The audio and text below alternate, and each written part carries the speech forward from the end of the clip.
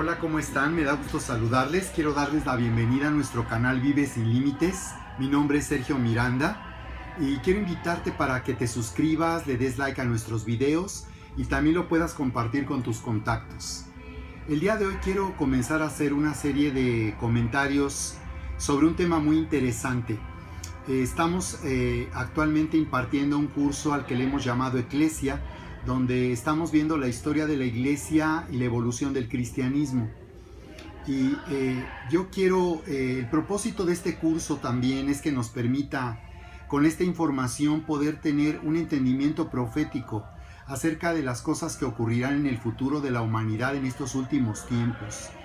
La Biblia nos muestra que en el propósito y en el plan de Dios para la humanidad, la iglesia de Jesucristo, su iglesia y la nación de Israel serán determinantes. Lo que esté ocurriendo en la iglesia y en la nación de Israel serán determinantes en la dirección que tomarán los eventos futuros. Por esas razones que este año comenzamos de esta manera, considerando la manera en que la Biblia nos está hablando proféticamente. En el nuevo año judío, que comenzó en septiembre del año pasado, la medición de tiempo que ellos le han dado es el 5778. Para nosotros es el 2018, pero esa medición tiene también un significado espiritual y profético. En particular, el número 8 se traduce de la palabra hebrea shemein, que significa rico en vigor, abundancia, y es un número que también representa nuevos comienzos. La Biblia nos dice cómo Jesús resucitó en el octavo día. Es interesante esto porque el número 6 en la Biblia representa al hombre. La Biblia dice en el libro de Génesis que Dios hizo todas las cosas en los 6 días y en el séptimo día dice que descansó de todas sus obras. Así que el octavo día representa nuevos comienzos, por eso Jesús resucitó al octavo día, porque el número 7 es un número que representa plenitud. Habla de una obra completa, de hacer algo de una manera total y completa. Así que lo que sigue después de esto es un nuevo comienzo. Y por esa razón es que he tomado, para un entendimiento profético de esta estación en que hemos entrado y que estamos viviendo, he tomado el libro de Apocalipsis. Recientemente impartí un curso al que le he llamado Megatendencias, y este año el curso de Megatendencias está basado en el libro de Apocalipsis. El libro de Apocalipsis nos habla acerca de la iglesia, y es que la iglesia es una señal muy importante en los planes y propósitos de Dios, porque la Biblia nos dice que cuando Jesús venga en el rapto, en el arrebatamiento, y lleve a la iglesia, dará comienzo la gran tribulación en la tierra, el juicio de Dios, y será manifestado el anticristo.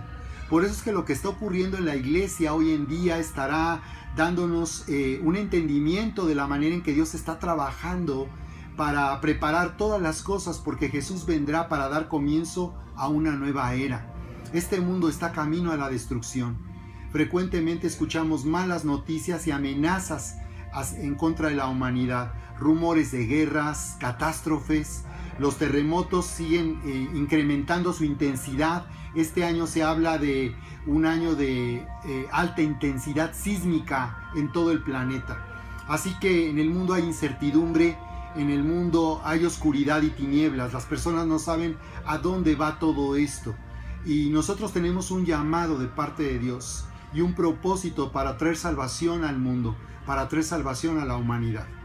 Así que Apocalipsis nos dice en el capítulo 1, verso 1, la revelación de Jesucristo que Dios le dio para manifestar a sus siervos las cosas que deben suceder pronto, y la declaró enviándola por medio de su ángel a su siervo Juan, que ha dado testimonio de la palabra de Dios y del testimonio de Jesucristo y de todas las cosas que ha visto. Bienaventurado el que lee y los que oyen las palabras de esta profecía y guardan las cosas en ella escritas, porque el tiempo está cerca. La palabra Apocalipsis se traduce del original en que fue escrito en el griego Apocalipsis, y de ahí se traduce la palabra revelación, que significa poner a la vista, quitar el velo, manifestar. Eso es el significado de la palabra. Así que este libro fue escrito para darnos entendimiento y para darnos a conocer lo que ocurrirá en el futuro de la humanidad en estos últimos tiempos. Por eso resulta tan interesante entender lo que nos dice Apocalipsis. Y la clave del entendimiento de este libro está en el verso 19. Apocalipsis 1:19 dice: escribe las cosas que has visto y las que son y las que han de ser después de estas. En base a estos 3 puntos podemos observar una estructura en que fue escrito el libro de Apocalipsis, y de acuerdo a esto podemos entender lo que está escrito aquí. Así que lo primero que a Juan se le ordenó que hiciera fue escribir acerca de las cosas que has visto. Y esto se refiere a lo que se describe en el capítulo 1, donde vemos a Juan tener un encuentro con Jesucristo, un encuentro con su gloria, donde Jesús es visto en su trono, y donde toda esa descripción en realidad está mostrando que Jesús está llegando el tiempo para juzgar la tierra, para juzgar el pecado y la maldad del hombre y dar comienzo a una nueva era.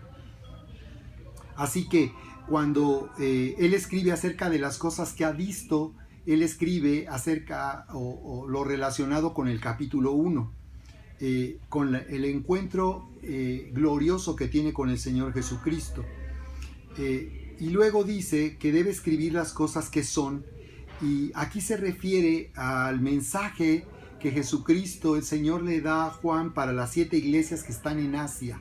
Las cosas que son se refiere a lo que en ese momento Juan está viviendo, lo que él está viendo en la iglesia y los mensajes que recibe para la iglesia, las 7 iglesias de Asia.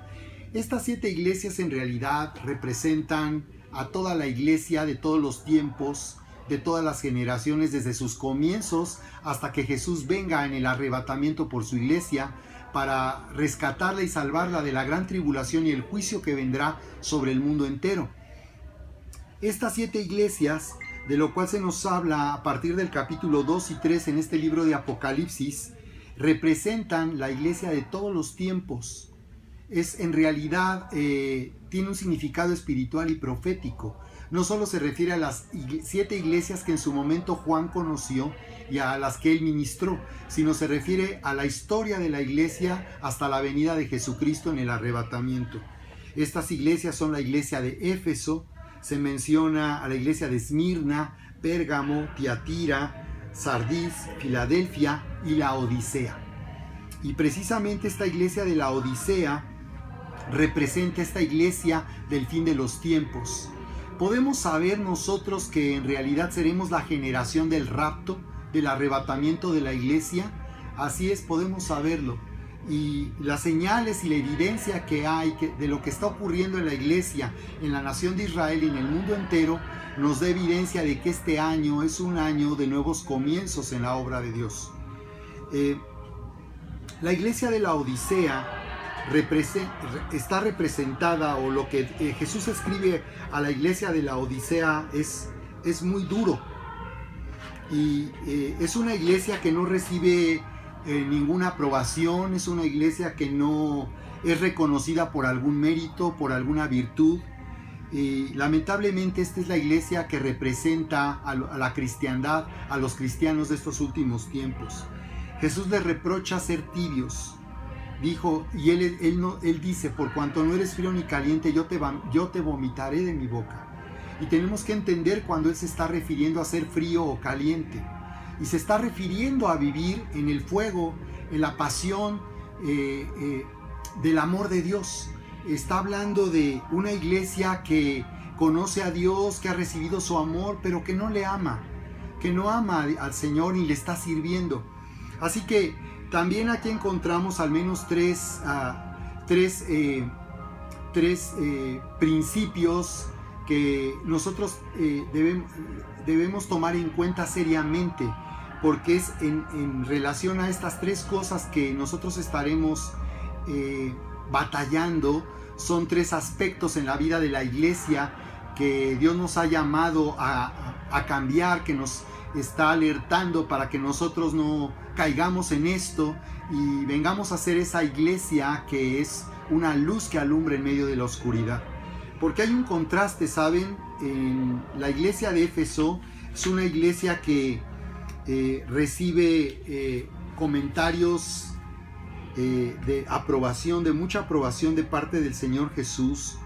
Jesús le dice a esta iglesia de Éfeso: el que tiene las 7 estrellas en su diestra, el que anda en medio de los 7 candeleros de oro, dice esto: yo conozco tus obras y tu arduo trabajo y paciencia, y que no puedes soportar a los malos, y has probado a los que se dicen ser apóstoles y no lo son, y los has hallado mentirosos. Y has sufrido, y has tenido paciencia, y has trabajado arduamente por amor de mi nombre, y no has desmayado, pero tengo contra ti que has dejado tu primer amor.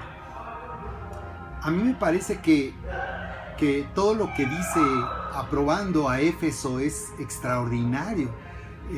Esta iglesia puede inspirarnos. Sin embargo, Jesús le dice a Éfeso y nos dice a todos los cristianos de todos los tiempos que Él es el que está en medio de los candeleros de oro y que tiene en su mano las 7 estrellas. Así que nos está hablando de que Jesús está en medio y que Él está observando a sus iglesias y observando cada iglesia. Y Él está diciendo que Él está en medio como una autoridad.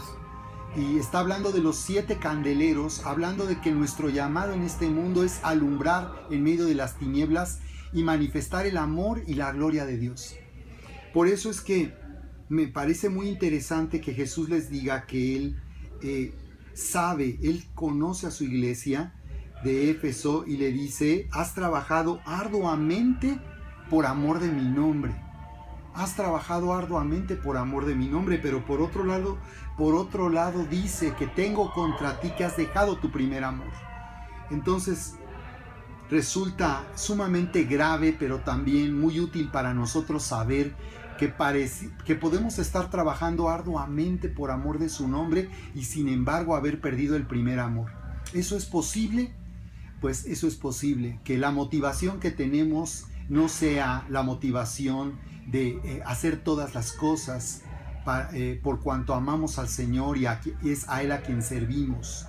Es posible que nosotros estemos haciendo muchas cosas en el ministerio y haciendo muchas cosas para Dios, pero que no estemos viviendo y haciendo todo por medio del amor de Dios. Y este es un contraste con la Odisea, porque por otro lado la iglesia del fin de los tiempos, la iglesia que verá el arrebatamiento de Jesucristo, es una iglesia que se ha vuelto tibia. Y dice que se ha vuelto tibia y por tanto es una iglesia que pues no es ni fría ni caliente. Es una iglesia que no está viviendo con pasión.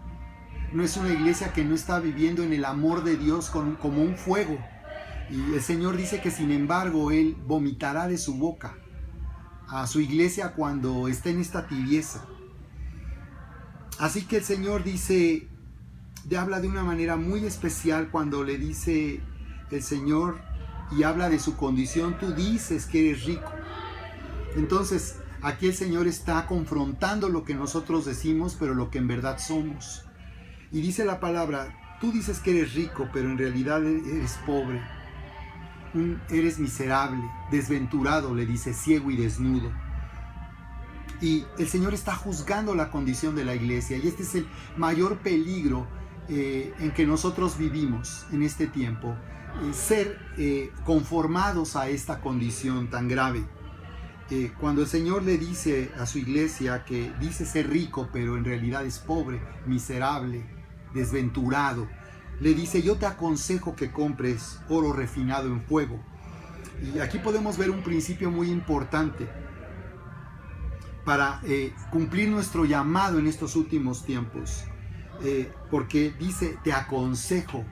Y es una iglesia que es indiferente a la orden del Señor. Es una iglesia con la que no se puede hablar con autoridad. Es una iglesia a la que se le aconseja, pero en realidad el Señor es el dueño de la iglesia. Él es el Señor de la iglesia, y no es posible que Él aconseje a la iglesia